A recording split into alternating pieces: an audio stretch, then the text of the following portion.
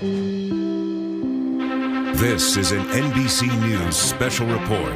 Here's Chuck Todd.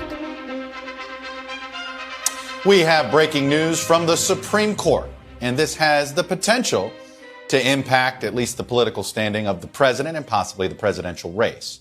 The justices have just ruled against the president's attempts to shield his financial records and tax documents from New York prosecutors. NBC Justice correspondent Pete Williams is with us to explain. And Pete, there were a couple of cases here having to do with the president's financial records. One was in New York City and one was with Congress. What do we know?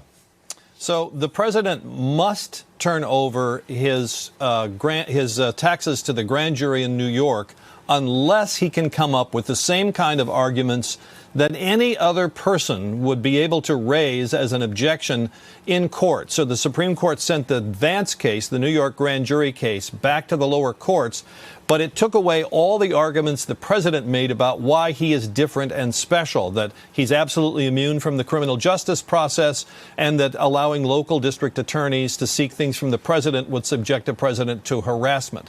So what the Supreme Court says is, okay, now go back to court and make the same kind of arguments anybody else would make about why you think these subpoenas are intrusive.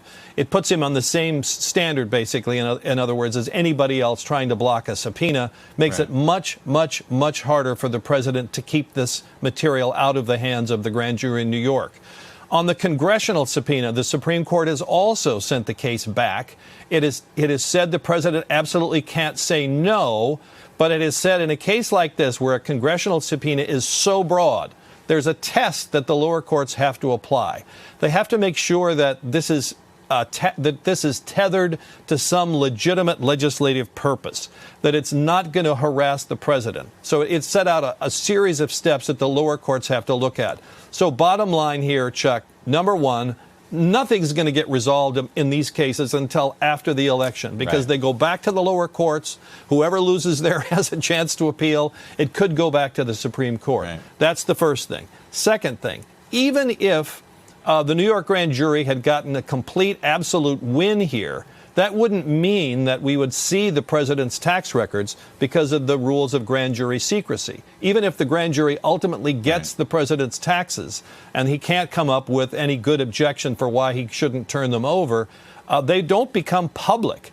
And the only way that we would ever see them is if there's someone indicted and goes to trial and the taxes are introduced as evidence. So those are the two bottom lines. Nothing's going to be resolved before the election. We're not going to see any of this stuff on the congressional subpoenas. You know, if the president ever did turn over any of his business records to Congress, they might ultimately become public, but it's going to be months and months and months, possibly a year, maybe two, before this is fully resolved in court. So it's a mixed day for the president. He doesn't have to do anything right now, but the idea that he can put a barricade around the White House and say, no, I don't have to respond to any of you, that's a dead letter now. All right, a couple questions for you, Pete. First one is, essentially the Supreme Court, it sounds like, has put down metrics, if you will, or sort of a checklist on what access Congress could have. I assume this now sets new precedent for presidents going forward. Is that what this decision will end up being for when it comes to the personal financial ties of presidents going forward? Well, absolutely. Both of these decisions are precedent setting because we've never had before. The Supreme Court has dealt before with the issues of whether presidents are immune from subpoenas. They answered that in the Nixon case.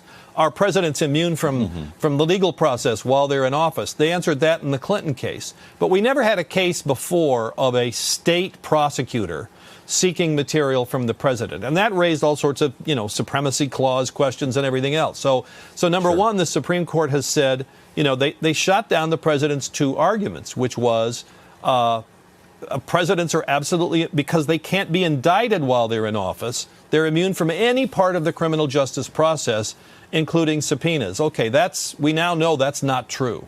So yes, precedent is set there. And secondly, the court has laid out a number of tests that have to be applied when Congress and the president are at absolute loggerheads.